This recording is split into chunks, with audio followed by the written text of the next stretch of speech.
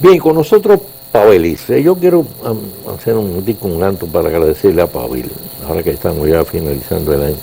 Porque Pavel es de esos invitados que llueva, trono o vente, aquí está, exacto. Jamás se ha excusado. Él está, no importa. Con Así que muchísimo te agradezco gusto. muchísimo y además es una persona muy ocupada, saca tiempo para estar aquí con nosotros en Teledebate. Así que te lo agradezco muchísimo. Un placer para mí. Bien, Pavel. ¿Cuáles son a tu juicio las perspectivas económicas del país para el próximo año 2020? Porque hay mucha preocupación, porque va a ser un año electoral y por lo menos aparentemente los 6 primeros meses del año vamos a estar inmersos prácticamente en campaña, Sí. sobre todo si hay una segunda vuelta. Yo no tendría muchos temores respecto al año próximo. Yo lo que creo es que 2020 va a ser un año nuevamente de menor crecimiento que el periodo precedente. Es decir, yo pienso que la tasa de crecimiento económico, y esto es importante porque el nivel de crecimiento económico es lo que determina las oportunidades de negocios y el empleo que se pueda crear. El crecimiento va a estar cercano al crecimiento que vamos a ver terminar viendo en 2019. Probablemente 5%, probablemente por debajo, un poco si es por debajo, un poco por debajo de 5%, si es por encima quizás solo un 0.1 porcentual por encima. De tal manera que se va a repetir la historia en la cual y va a confirmar la idea de que la economía dominicana entra en un periodo de menor crecimiento. Tuvimos desde 2015 a 2018, esos 4 años, un periodo de alto crecimiento. Solo 2017 fue de menor crecimiento. Y eso significa que fue un crecimiento por encima de la media histórica. La media histórica es 5.5%, y es la vara con la que debemos medir el crecimiento económico en un año específico. Si crecemos por debajo de ahí, es un periodo relativamente malo. Digo no malo, pero por debajo del comportamiento. Si es muy por debajo, obviamente es malo. Pero si está cerca, pero por debajo, hay que tener en cuenta que es menor, ¿no? Y significa que frente a los años anteriores, el crecimiento de la producción se está expandiendo a menor velocidad y eso va a tener un efecto en el empleo.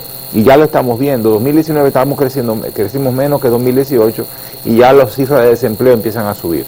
Solo un poco, pero ya empiezan a subir. Bajo cualquier medida que usted la mire el desempleo de diferentes definiciones, en las 4 que utiliza el Banco Central, en las 4 hay un repunte del desempleo. Pero eso no significa que vamos a tener una crisis económica, que nos va a ir muy mal, sino que la bonanza que hemos visto en el pasado reciente no va a continuar. Pero eso es por el lado del crecimiento y del empleo. Por el lado de la tasa de cambio y la inflación, yo no espero mayores cambios. Yo pienso que vamos a ver una inflación en el rango meta del Banco Central entre 3 y 5%. El programa monetario se va a mantener firme. Eso es totalmente previsible. Claro, tiene un costo eso, y es que la deuda del Banco Central va a seguir creciendo, porque la forma en que el Banco Central controla la inflación es a través de la aspiradora que tiene para absorber el flujo de la economía. Y eso significa que le debe muchísimo dinero a la gente y le va a seguir debiendo, y esa deuda va a crecer más. Y luego el tipo de cambio también se va a mantener relativamente controlado. Incluso en este año 2019, cuando uno ve, hubo un susto entre septiembre y octubre de evaluación rápida, pero cuando uno ve el comportamiento en todo el año se da cuenta que es el mismo, no es un comportamiento tan distinto a lo que hemos visto en años previos. En años previos la evaluación fue de 4% más o menos, en este año terminará siendo de 5%, y exactamente igual a como se preveía en el presupuesto. Y ese presupuesto, el marco macroeconómico del presupuesto, y ese marco es elaborado también por el Banco Central y Hacienda junto con... Y la CEPAL creo que también debe coincidir más o menos. Entonces no va a ser muy difícil. Yo creo que la incógnita está en la cuestión fiscal. Si va a haber un desbordamiento del gasto público para apuntalar al candidato del gobierno, para procurar que el grupo en el poder se reelija, o no. Y lo más probable es que haya un aumento del gasto respecto a lo programado, a lo normal. La pregunta es si va a ser muy alto, de tal manera que pueda ser difícil recoger en la segunda parte del año. Muchas veces pasa eso, hay un aumento del gasto en la primera parte del año electoral y en la segunda parte se recoge. a veces con éxito en el sentido de mantener las cuentas en línea con lo presupuestado, hay veces que no tiene éxito. 2012 fue un año de donde no hubo éxito porque el desborde fue tan grande. Recuerden, el año 2012 fue cuando la transición de Leonel Fernández a Danilo Medina, y aquello fue un desmadre fiscal impresionante, y no hubo posibilidades de recoger. Incluso fue a final del año, se recuerda la famosa frase de Danilo Medina, que dijo que lo que encontró fue un maletín lleno de facturas, bueno, indicando que el gasto se había desbordado. Sí. En 2016 pasó lo mismo, pero con mucho menor intensidad. También hubo un desborde del gasto, el déficit subió por encima del programado, pero no fue recogido en la segunda mitad del año. Entonces no es seguro que pueda lograrse eso. Entonces yo creo que esas son las interrogantes. De todas maneras, pienso que va a ser un año que va a continuar la estabilidad con un crecimiento más moderado. Ahora, Pavel, fíjate, los pronósticos que he estado leyendo para la economía mundial en general y específicamente para América Latina son realmente muy sombríos. Por ejemplo, en el caso de la América Latina, si no recuerdo, leí que va a ser inclusive de -1. Sí. O sea que ni siquiera va a ser sino -1. Ya, bueno, lo que pasa es que América Latina está muy marcada por el comportamiento de Brasil, de México, de las economías grandes, Argentina, y en esas economías que dependen mucho, de su desempeño económico depende mucho del comportamiento de los precios de las materias primas. Y como no se espera que haya, como el crecimiento de los países más ricos y de los que más demandan, como China, no va a ser tan intenso, el precio de las materias primas se va a mantener relativamente bajo. Creo que en Bolivia eso. Claro, todas las economías del sur que se orientan, que están especializadas en la producción de materias primas, todavía hoy siguen especializadas en la exportación de materia prima. Todo el siglo XX fue así, y al inicio del siglo XXI y sigue siendo así.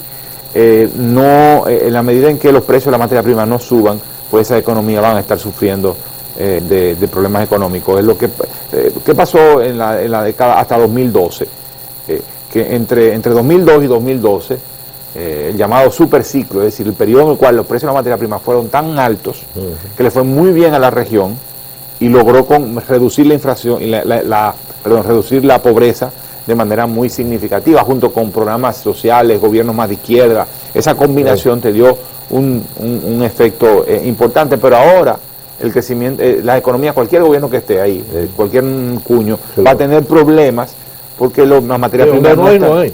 Exactamente, donde no hay, no hay. Entonces, pero eso precisamente es lo que nos beneficia a nosotros, porque nosotros somos importadores netos de materias primas. Claro. Ya, es decir, ya la época en que la economía dominicana era exportadora de materia prima, que era cuando exportaba azúcar, ya no es, ya pasó. Entonces para nosotros nos beneficia que los precios de la materia prima se mantengan bajos. Somos importadores netos de petróleo, somos importadores netos de algunos alimentos muy importantes, de materias primas, materia de insumos para la industria. Entonces precisamente lo que le perjudica a ellos nos beneficia a nosotros, y por eso de alguna manera, en parte, mientras a ellos no le va bien, a nosotros nos va mejor. De todas maneras, el bajo crecimiento global, Estados Unidos va a crecer solo al 2% el año que viene, no va a afectar y va a terminar haciendo que crezcamos menos. El turismo no va a crecer a la velocidad. Puede rebotar de la crisis que estamos viendo ahora, que es una crisis momentánea, pero severa. Pero a largo plazo está alada por lo que pasa en la economía de los países ricos, la cantidad de dinero que tengan en los bolsillos los hogares de los países ricos, que son los que visitan, esos ciudadanos son los que visitan a la República Dominicana. Entonces, eso va a hacer que tenga menos espacio y menos dinero en el bolsillo para salir de viaje. Entonces no va a afectar en el turismo, no afecta en las exportaciones, aunque no haga reducir la actividad económica de forma severa, sí no va a afectar. La tensión comercial entre Estados Unidos y China, que se anuncian acuerdos, pero uno no sabe cuánto esos acuerdos pueden durar. Hay muy inestables la relación entre ellos. Claro, porque hay un conflicto estratégico. No, la pregunta es cómo tú manejas el conflicto estratégico, y Trump lo maneja de una manera muy abrupta, emocional. Sí, no parece que haya como una estrategia, y entonces una estrategia clara donde tengan los pasos, aunque el objetivo sí parece estar relativamente claro. Yo creo que en eso ahora ha pasado una nueva época en Estados Unidos, donde hay mucho más conciencia de que China es un competidor y un rival muy fuerte. Y yo creo que todos, independientemente del gobierno que elijan próximamente en Estados Unidos, aunque cambie de signo, aunque cambie de presidente, el conflicto estratégico se va a mantener. La pregunta es cómo se maneja, y como Trump lo maneja, genera inestabilidad, tensión, y eso termina haciendo que las economías crezcan menos, las inversiones se retienen, dicen los inversionistas no se atreven, posponen las decisiones de inversión, y la economía crece menos, y eso termina afectando a la economía dominicana. De todas maneras, no es una afectación catastrófica. Yo creo que el año que viene lo que va a estar pasando es que la incertidumbre política va a seguir afectando como afectó en 2019. El menor crecimiento tuvo que ver con la incertidumbre. Ahora, y eso va a seguir afectando, además de los factores externos. Tú señalaste, ya este año se afectó la creación de empleo, y que posiblemente el año próximo va a ser todavía más acentuada esa situación. Y hay que contemplar entonces que cada año entre a edad laboral más de 100.000. Esta economía tiene que generar en términos netos más de 120.000 empleos para que el desempleo no caiga. Exacto. ¿Ya? Pero para generar eso tiene que crecer por encima del 5.5%, que es la media histórica. Claro. Si crece por debajo de ahí, si crece por debajo del 5%, si crece al 5%, vas a tener problemas con el empleo. Y es lo que estamos ya viendo desafortunadamente. Entonces, la pregunta es, para la política pública, si tú no puedes realmente, a ver, la política monetaria ha hecho todo lo que puede, es la impresión que uno tiene, o está tirando con todo lo que tiene, o con mucha munición por lo menos, para tratar de corregir la situación. Bajaron la tasa de política monetaria, hicieron, dispusieron a la disposición del público fondos del encaje legal, ya. Digamos, eso es una vía para hacer recuperar la economía. Yo creo que resultó, porque el crecimiento del segundo trimestre del año, del tercer trimestre del año fue superior al del segundo. En el segundo fue donde se sintió más fuerte el golpe. Luego está la política fiscal, pero el espacio fiscal es limitado, es muy limitado. Tú no puedes estar expandiendo el déficit cuando ya tienes 10 años con un déficit y un crecimiento de la deuda tan fuerte. Los factores externos no los controla. Entonces, ¿cuál es la salida de política pública para lidiar con una situación de menor demanda? Bueno, hacer que el gasto público sea más inteligente, tratando de que se dirija allí a donde generan encadenamiento, donde generan multiplicador. Es decir, te lo voy a poner, lo voy a poner en términos más sencillos. Aumentar en, digamos, 2 millones de pesos el gasto. Tú tienes dos opciones extremas. Una, comprar una jipeta o una camioneta que es útil, que sirve para ofrecer servicios, pero todo el gasto se te va hacia afuera porque es completamente importado, el margen que queda acá de comercialización es muy pequeño. O tú gastar comprando alimentos, que son fundamentalmente producidos localmente. El efecto en el crecimiento es totalmente distinto. Claro. Las dos cosas son importantes, pero una te genera un efecto en el crecimiento mucho más intenso. Si compras alimentos procesados de la industria, pues la industria se activa y la industria demanda alimentos de la agricultura se activa, pero también la industria de empaques. Entonces todo eso genera una multiplicación. Entonces genera un multiplicador. Entonces, esa sería, digamos, la alternativa, buscar dónde están los encadenamientos productivos más intensos para hacer que el gasto público, en la medida de lo posible, pueda privilegiar gastar en esos bienes y servicios que permitan que el mismo peso gastado genere más efectos. Exacto. Mira, y una cosa, porque se está hablando mucho de que la necesidad imperiosa, imperativa, de que ahora en el próximo año, y ya ahora no se puede, porque además en medio de una campaña electoral no hace ningún gobierno se va a meter en eso, la cuestión del pacto fiscal, que se ha ido aplazando. Cada vez que se habla de cosas fiscales, en la mente de la gente lo que está, me van a aumentar los impuestos. Sí, eso es automático. Hablan de pacto fiscal y bueno, ¿cómo va a ser? ¿Cómo tú visualizas la cuestión del pacto fiscal? Efectivamente, yo pienso que en el año 2020 no habrá ningún movimiento en esa dirección. De todas maneras, el tema fiscal es ineludible. Es ineludible por dos razones. La primera es porque la deuda está estrangulando. Es decir, estamos gastando de cada 100 pesos que ingresan al fisco por vía de los impuestos, 42 de esos 100 pesos se destinan a pagar el capital e intereses. Los intereses representan cerca del 23%, 22% del equivalente al del 22% de los ingresos tributarios. Entonces, no hay manera, hiciste un compromiso, te endeudaste, tienes que pagar esa deuda. No hay espacio para renegociación porque no estás en crisis y tampoco hay una crisis global que lo amerite. Bueno, entonces tiene que resolver el tema de deuda. La única manera de resolver el tema de deuda es ajustando el fisco, haciendo que se genere un superávit que te permita pagar, digamos, la deuda y eventualmente hacer que la deuda baje el peso de la deuda en el presupuesto baje. La otra razón todavía más importante, aunque quizás digamos lo más urgente es atender el tema de la deuda, es el tema social. Es decir, el Estado está ahí para proveer lo que llamamos los economistas bienes públicos y servicios sociales. Los bienes públicos son aquellas cosas que solo el Estado puede proveer, o que son bienes que no se puede proveer privadamente: justicia, seguridad pública, protección del medio ambiente, ¿ya? Pero además servicios sociales fundamentales que tienen características de bienes públicos, como educación pública, salud colectiva, la salud pública, exactamente. También infraestructura, aunque esa puede ser complementada con inversión privada. Entonces, para tú poder al Estado en el nivel necesario para proveer eso en cantidad y calidad adecuada, necesitas recursos. Desafortunadamente el tema, eso implica elevar las recaudaciones.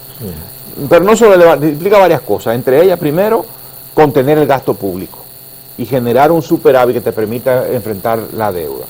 Segundo, mejorar la calidad del gasto público, de tal manera que con los mismos pesos hagamos mucho más. Implica enfrentar la corrupción, el clientelismo, el uso discrecional de los recursos. ¿Ya? Y el tercero, una revolución fiscal. Una nueva fiscalidad. Sí. Y eso implica un nuevo Estado en el fondo, ir reconstruyendo este Estado. Y el último tema es que hay que elevar los recursos, la cantidad de recursos que tiene. Entonces, tiene que contener el gasto, mejorar su calidad y elevar los recursos al mismo tiempo. O sea, la combinación que hagas entre aumento de ingresos y contención del gasto es específica a lo que se negocia, a lo que se logra en el momento determinado. Ahora, yo lo que pienso es que los partidos políticos no van a discutir ese tema, que no sea el gasto sí lo pueden discutir. Sí.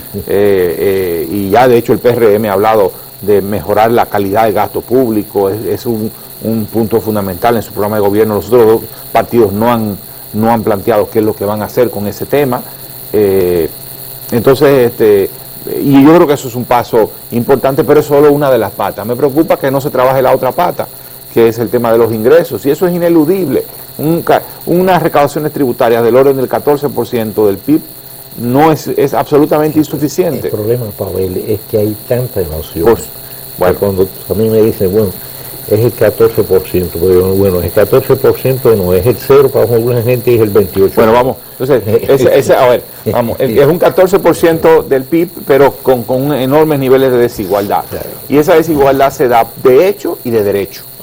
De hecho, porque hay gente que se sale con la suya y evade. Claro. El 40% del ITEVIS es evadido o eludido. En el caso del impuesto sobre la renta es más del 60%, obviamente. Ahora, enfrentar eso, la evasión, es un proceso de largo plazo. Sí, claro. Y habrá algunas reformas que ayuden, por ejemplo, fortalecer la capacidad de la Dirección de Impuestos, darle más poder, porque muchas veces lo que hacen los evasores van a los tribunales y el proceso tarda años, exactamente. Entonces la Dirección de Impuestos tiene escasos márgenes de maniobra en muchas circunstancias. A veces se le acusa de que abusa y puede ser cierto cuando tiene esa oportunidad, pero también es cierto que de ella abusan y abusan del fisco.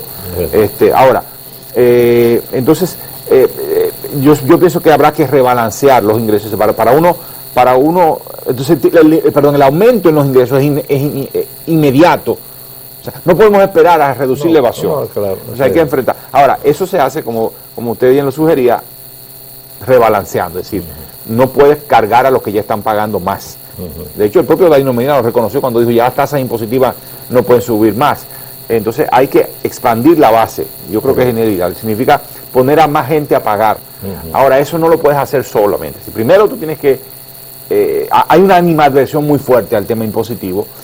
pero no no solo porque la carga impositiva para ciertos sectores es muy alta, sino porque hay una percepción de que el Estado es dispendiador de recursos y que se los roban los recursos. Que no tiene retorno. Que no tiene, exactamente, que no tiene retorno. Entonces tú tienes que dar, y eso es lo que está planteando el PRM, pero yo pienso que no debería limitarse a eso. Yo pienso que es una crítica que hay que hacerle a esta propuesta del PRM, es que tú necesitas realmente, tú tienes que abordar el tema de los ingresos. Se quedó corta. Sí, lo que pasa es que es muy difícil hacerlo claro. en un contexto electoral. Entonces, ahora, primero tienes que ir, creo que es importante sanear el gasto y dar muestra de que se está haciendo más con los recursos que existen. Y luego, para el lado de los ingresos, además, eso te permite ganar legitimidad, pero por el lado de los ingresos hay que rebalancear. Es decir, cuando digo rebalancear, el lado de los ingresos significa hay que bajarle carga a algunos para ganar también legitimidad.